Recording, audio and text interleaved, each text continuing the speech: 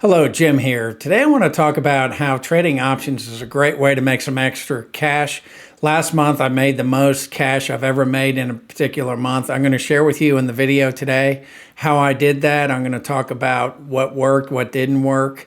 I'll also share with you my dividends, my interest income, and some details about the month that made it kind of a special month. So stay tuned. I think it's going to be well worth your while.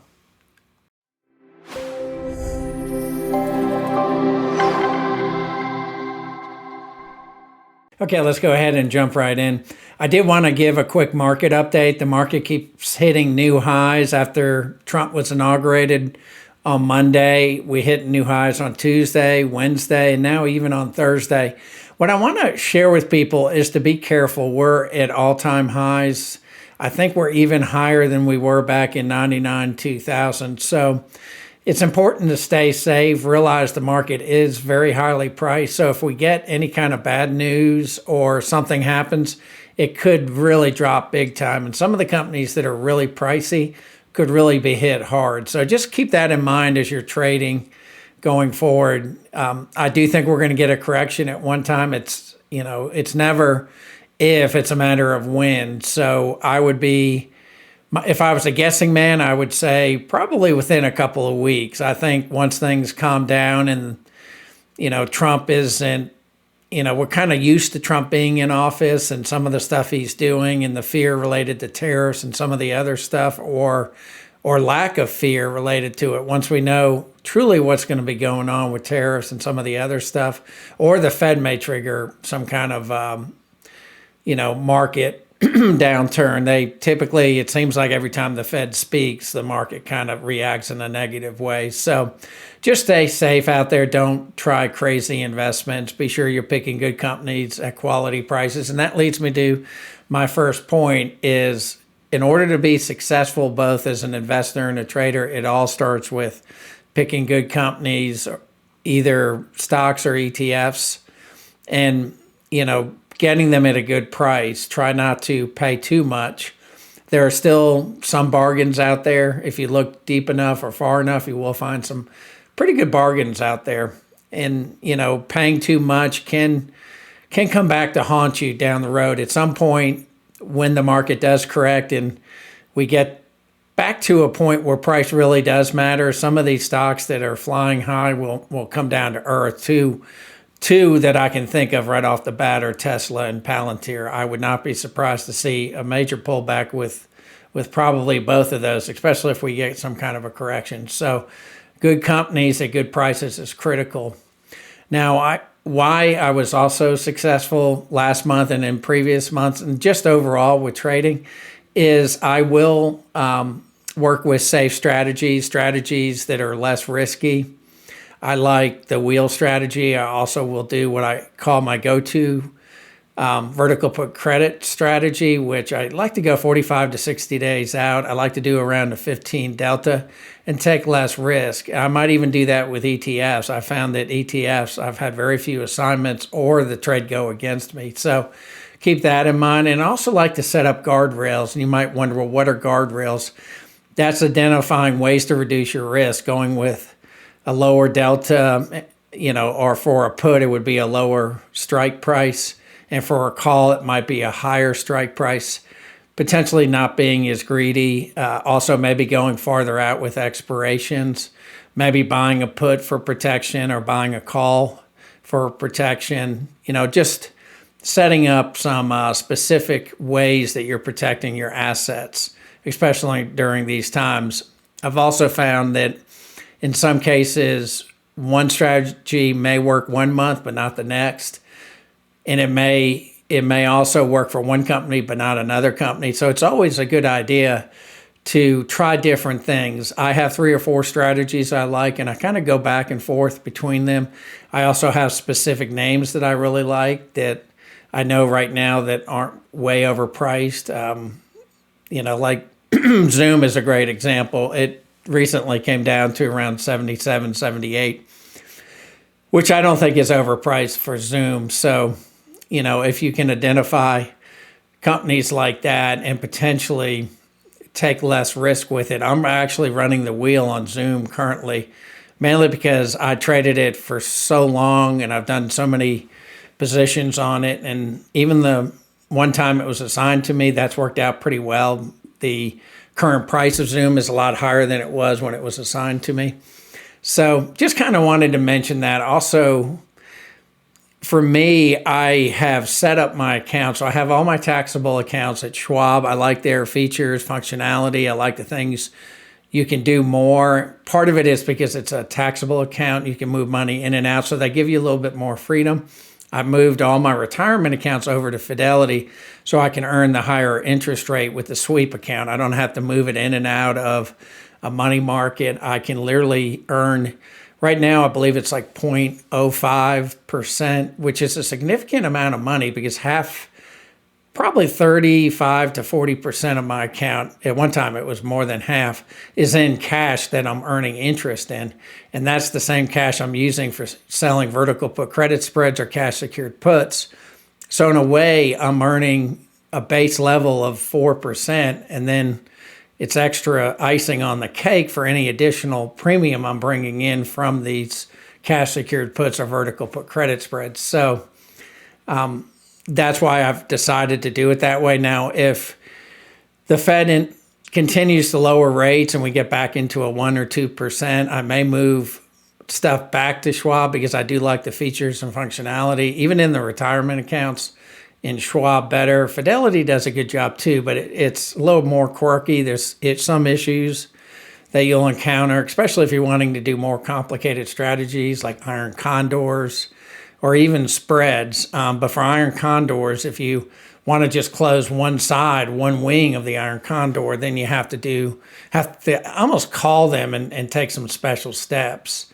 Or you can literally close the entire iron condor and just open up, if you're just rolling one side of it, just open up a new, if it's a vertical put credit spread, just open up that vertical put credit spread. Or if it's on the call side, just open up that call credit spread. So just wanted to mention that. Also, what I found recently that's very, very important, and it's not just recently, it's since I've been a trader, we do get a lot of what I call recency bias. So the fact that the market has gone up and up, people start getting used to that. It's been a while since we've had a serious correction, and I'm talking like 22, or the whole market dropped like 20-25%.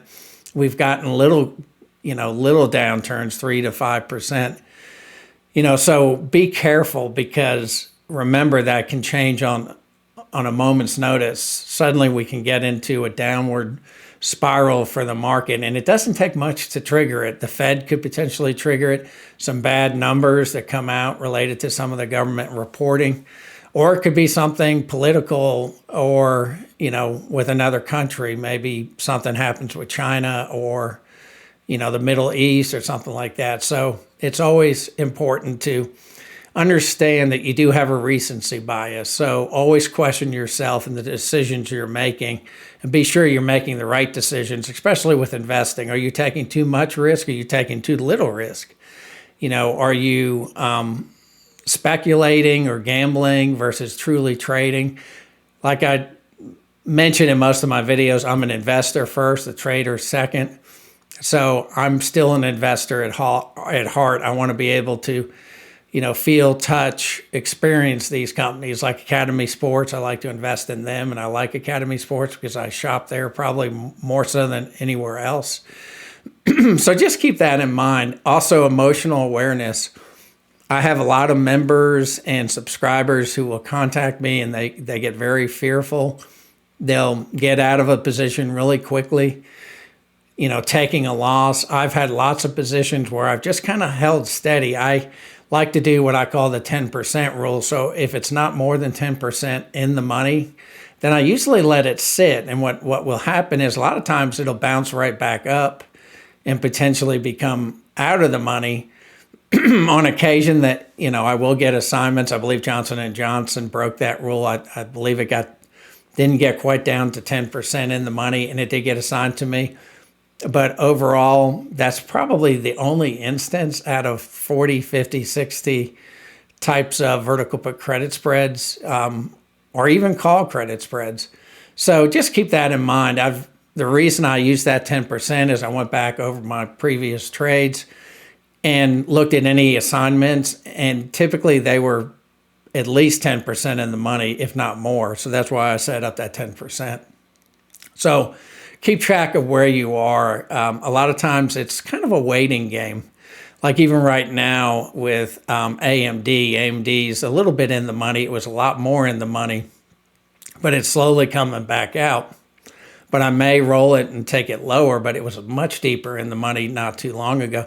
Same thing with Micron. Micron was way deep in the money. I believe it got into the mid to high 80s, and now it's over 100. So just a little bit of patience. I was able to close 3 of my Micron positions yesterday because they were over 95% profitable. So again, something else to keep in mind, understand what emotionally you're dealing with. That's where I do think memberships, I have a membership, and a lot of times people are sharing if they're getting emotionally involved, meaning they're getting fearful, they'll share comments within the Discord, or now I also have it turned on where you can chat within Patreon, and sometimes people will ask similar questions like that. If you're curious about my membership, details will be in the description. It's growing. It's pretty active. I like it growing slowly, so I do limit how many people can come in. So take a look. It may be worth your while. The lowest tier does have 1 week free. I'm probably going to take that away at some point, mainly because there's so much that you get being a member. I believe that I don't really even need to provide a week for free. I'm doing it currently, and I may keep it like that, but it's one thing I'm considering doing away with, just to let you guys know. And then finally, it's important to have a risk management focus. And what is a risk management focus? I focus on the positions that I'm trading or managing. So I ignore a lot of my positions that may be fairly outside the money. And I also look at the ones that are expiring sooner. I have what's called my planning worksheet, and it's sorted by expiration. It's color coded, what's in the money, what's out of the money, what is of a concern, what is not of a concern. I also, when I release that planning worksheet every week, typically on Sunday morning, I also talk about how I'm going to be managing positions that I'm concerned about. I even have a market focus area where I talk about what I think is going to be going on with the market, what might be sectors or industries to stay away from, or potentially could be a good opportunity to get involved. So there's quite a bit there. And I do that every Sunday. I release that to my membership. And then I share all my trades at all 3 levels. So I typically will make a trade, then I'll post it on Patreon and copy it to Discord. So people who have notifications on in my Patreon or Discord get notifications right away when I make a trade. And I typically do 1 or 2 trades a day. I think the most I've ever done is 4 in one day. And sometimes that's just closing 1 or 2 positions potentially. But that's what I like to do. Like today I did 1 trade. Tomorrow I'll probably do 1 trade. I've already pretty much come close to reaching my goal for this week. So I may do 1 or 2 more trades and then I'm done. But I won't push it. I don't trade all day. I'm still a software consultant, so I'm doing consulting work, as well as we're building a barndominium, so that's keeping me pretty busy. I spent a couple hours yesterday meeting with an architect. So I'm very busy. Trading is just a small part of my day, and I'm amazed how much I can make with just maybe an hour a day with trading, and it would be less than that if I wasn't sharing everything. So that's what I wanted to share with you guys. Next, we'll jump into my December trades and how it was kind of a unique month and why it was a unique month. So stay tuned. Let's jump into that next section. Okay, here's my planning worksheet for December. I like to color coordinate things. These are all my trades I made for the month of December. The ones in green are new trades. The ones in the kind of orange color were related to kind of unique trades, assignments, or, where a long put exists. Mostly assignments, though. You'll see there's a couple of assignments I had. The blue is if it's been closed, and then the gray is a roll. So I've done beginning of the month on December 2nd, I did two trades in Mora and ACLS. ACLS was assigned to me, and then I kept the long put. It took about a month to make a decision on what I wanted to do. I did put the shares to someone else, so I locked in about a $1,500 loss. That's one of my only losses over the last 3 or 4 years with trading options. So then AMD, I've done a lot of trades with AMD. This was a 140, 125. It was a vertical put credit spread. I ended up converting it into a cash secured put, which worked out pretty well. Then I did a trade on Polaris. Polaris was also assigned to me. It's one of the positions that's been hammered pretty hard. I believe it got down as low as $52 or $53.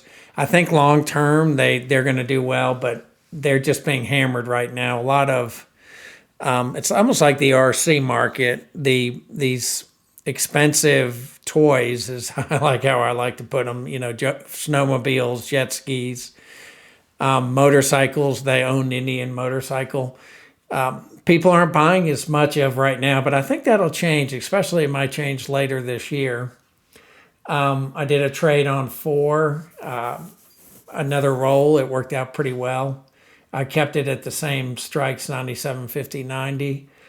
I did Chewy, Micron. You can see a pretty diverse group of companies. I did a few trades on AMD, a few trades on Micron. NVIDIA, I will trade NVIDIA. I do like them around the 15, 120 range. So if I could pick up more shares around that level, I'd be fairly happy with doing it. I also did Broadcom, Lam Research, Qualcomm. I've done a lot recently with the chip makers. Now I did close a bunch recently too.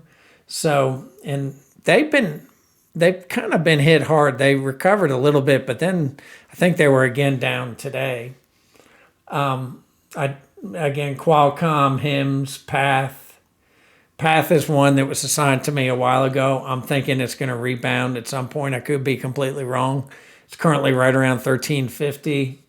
If it gets up to 16, then I think I'm profitable, 16 or 17. Then Johnson & Johnson was assigned to me, so I own 200 shares, and I've been writing covered calls on them. And like I said, it's at times profitable, sometimes it's not profitable. Also, again, Polaris, probably one of my worst trades for this year, mainly because it was assigned to me and then it just keeps dropping. And that just kind of happens. That comes with investing. It's not unique to trading options. The stocks don't constantly go up and up and up. It's usually they have periods of downtime where they might lose 30, 40% of their value. Then they regroup, and sometimes it's cyclical and they'll rebound significantly. I've even seen it with Coca-Cola, but it doesn't happen as extreme as it has with Polaris. Coca-Cola might drop 10, 15% and then rebound. But you don't see the 20, 30, 40% drop like you've seen with Polaris. I've done trades with Google. Google's worked out. I've closed one of the positions, vertical put credit spread with Google. I do believe the Magnificent Seven have gotten really expensive again. So I'm writing covered calls on the 100 shares of Google that I have. I believe this is Seagate, another chip company. So I believe I sold 3 different positions yesterday related to the chip makers. So I'm definitely going to be doing a bit less than I used to with those. But I'm going to continue trading in them. You have to have kind of thick skin to trade them. They'll move quite a bit. And there's time periods, like I was saying before, where they're just kind of out of favor and they'll hit lower lows for a while and then they'll suddenly rebound. Same thing with AMD, Agilent, I think I said that right, Micron. And like I said before, I wasn't going to go over each and every one of these. So I have, what account it is here. You can see these. Most of the trades are in my IRAs. I do have a few in my Schwab brokerage. I provide, the different strikes, the delta, the expiration. And then when I roll, I also provide the different long strikes, and then I try to keep a running average on what the total premium is. Now, you don't necessarily have to do this in the spreadsheet. You can get all this information from either Fidelity, Schwab, or any of the brokerages. Both Schwab and Fidelity, you can get the history of your account, and you can pull it by specific ticker symbols. So, I can also do this. I'm doing it more to share with the members, and it's nice to see, where I currently stand. And then this is the premium related to the specific trades, and then capital required. And then I also have this, what I call the assignment, which I don't think, assignment coverage, which if I widen that, I think that'll come up. So this is a new field that column that one of the members suggested that I keep a running total for. And it just shows you if it's assigned all at once, how much cash you're going to need to deal with that assignment. Then I typically have notes related to the different trades. And like I said, I provide this every week, an updated version of it. So I think this coming up Sunday, it'll be the third iteration of the January planning worksheet. And this is what I do call my planning worksheet. Now, here you can see I did 13,000 so far in 21 just in premium. Now, a lot of people will say, well, most of these trades aren't closed. Some of them, or a good number of them, are open.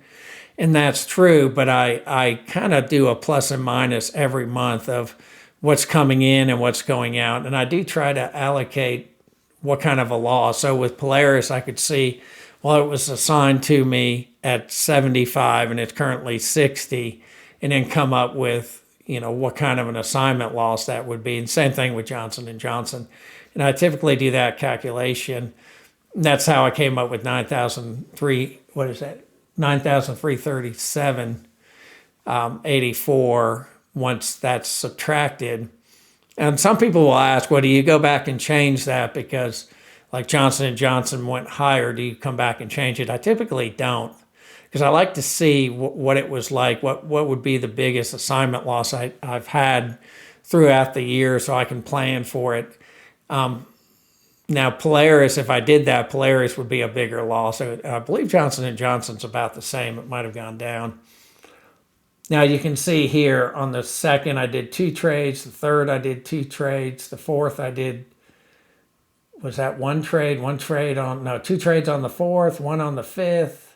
Then I did 4 on the 6th, 3 on the 9th, 2 on the 10th, 2 on the 11th, 1 on the 12th, 2 on the 13th, 2 on the 16th, 3 on the 17th, 2 on the 18th. And you can just see 1 or 2, sometimes I'll do 3, 2 on the 19th. And of course, if I didn't do a trade on that particular day, you're not going to, or on one particular day, you won't even see it here. So again, I do between 1 and 3 trades. If my goal is, my current goal for on a monthly basis for premium is 8,000 a month. So if I do 2,000 a week and I've made 2,000, I don't keep trading. I don't try to run that number up. I could, and maybe I'll do that down the road, but that also is how you rack up a lot of risk and potentially do too many trades. I've been averaging 70 or so open positions. I believe recently I might have dropped down to closer to 65. As you can see, I closed quite a bit. These 2 expired. Actually, all 4 of these expired. And then this Palantir is an interesting trade. I did do a poor man's covered call, but Palantir shot up so much, but it locked in the profit. I did a $12 call that I purchased. Then I had a covered call at 25, never got assigned to me, but I went ahead and closed it and brought in some pretty good cash on that.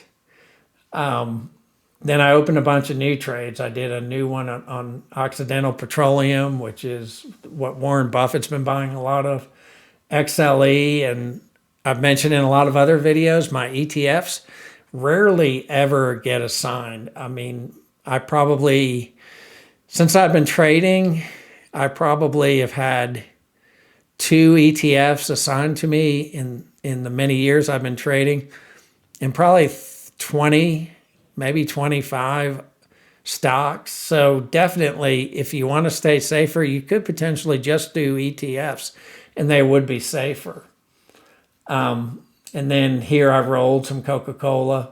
I've been doing what I'm calling this rolling close. So I'll close 4 positions and I'll roll 2, but I'll bring in enough so to cover the cost of closing 4. So in a sense, I free up 2 that I can use down the road, especially if Coke rebounds, which I think it will. Like I said, it'll go up 10 or 15%, then drop down, then go up 10 or 15%, slowly trending up. But it's not a massive grower. It's probably 6 or if you average it out, it's like in the last 10 years, it's probably 6 to 7% yearly increase on average, not including dividends and stuff. So that's why it's called rolling close. So I started with 4 and I ended with 2 positions.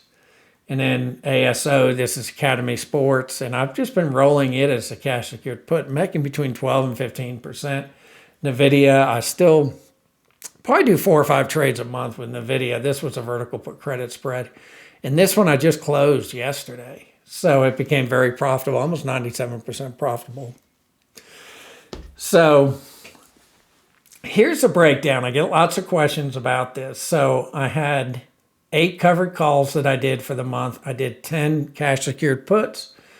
I did 24 vertical put credit spreads, 1 poor man covered call, and a total of 43 with a daily average of a little bit over 2 trades a day. Some days I did none, and like we saw earlier, I think the most I did on one particular day was 4. Now, if we look at my different accounts in my Schwab accounts, I only did 560. I marked this as yellow because I'm now trading more in my Schwab account. I'm doing one of the wheel trades because I have 10,000 that I'm okay running the wheel on. You may ask, well, why only 10,000? Because I'm building a barn dominium on 6 acres of land fairly near me, so I can open up a shop for my son, an automotive type of shop. So we'll live there and there'll be a shop there, which will be kind of neat. But I'm definitely underutilizing the cash that I have available. I want to have that cash available to pay as I go for this barn dominium. So this is probably going to be a much higher rate down the road. Fidelity, it was like a 2.88. I believe this is my IRA. Let's widen that a little bit. Yeah, so almost 3% in my IRA and about a 1.5% in my Roth. Now my Roth is pretty small. It's like 60,000, 65,000. This is like 480 now or 490. So it's a much bigger account. It is a little bit easier to do a higher monthly return on it. So the total premium, that's the 1321. And then this is the dividends and interest. And this came directly from both Schwab and Fidelity. With Fidelity, you can go into your cash management, and it has a section where you can see dividends and interest, and you can break it down by month. A lot of times I'll download it and then just delete other than the transactions other than the month that I'm looking at that time. And it's fairly easy to do. And that's how I came up with 16,652, or just shy of 653. So quite a bit of cash that you can generate. And I can probably do even better. But again, I'm taking my time. So some interesting notes. ACLS was I put it to someone limiting my loss. I kind of lost faith in the EV market, and they make chips for the EV market. I'm not so sure EVs with Trump in office are going to be, not sure they're going to do well. So I felt like it wasn't worth risking, and it's continued to go down since then, even more so than Polaris. I rolled AMD from vertical put credit spread to a cash secured put and made additional premium, made $460 more. So now it's a cash secured put. So it was originally 140, 125 for the 2 strikes, and it's currently a 125, where I look today and I could roll it down to 120 or maybe even 115 by moving it out another month or 2. if I needed to. Right now, I believe it's right around 123 or 124. Both Johnson & Johnson and Polaris, again, were assigned to me at a loss. Here I'm just saying Johnson & Johnson is now profitable. Polaris has just been dumping.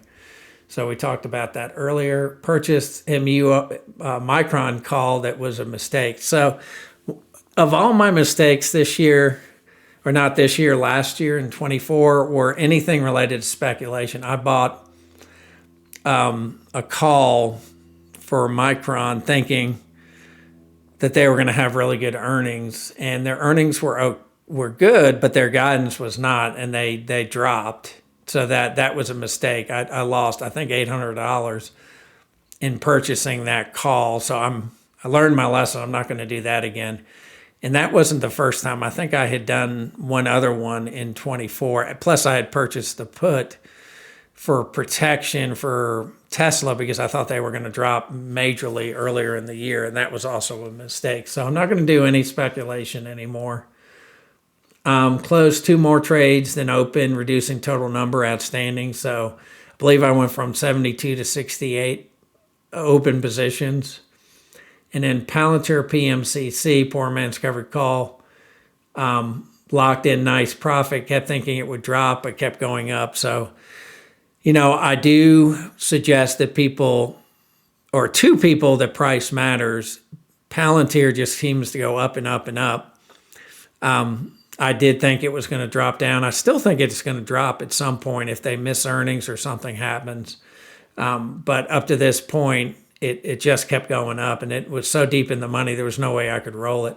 But the profit was already locked in. So I went ahead and closed that position and took the profits because it was limiting what else I could do with that money. So it was a nice little bit of a profit. And then not earning much of my Schwab accounts, going to trade more in Schwab. And that's what I talked about over here with this 10%. Or not even 10%, it's 0.1%. So this I'm hoping to get closer to 1%. Or maybe 0.5%, because again, I'm using that cash to help fund this real estate deal. So that's what I wanted to share with you guys. Again, for my members, you'll have access to this whole spreadsheet. They can, within Patreon or even Discord, I also post it to Discord. They can ask questions, they can comment, they can, if there's a trade they like, they can also say, hey, is it still viable? Can I still make a trade in this company or that company? So I get a lot of those kind of questions. And a lot of times I continue to use the same tickers.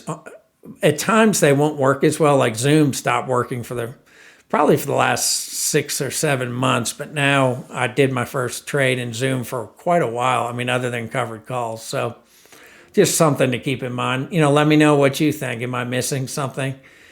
Do you do something like this? Or do you see a way I can make it better? I'm always looking for some good feedback. And as always, thank you for taking the time to watch the video, and hope you have a wonderful day.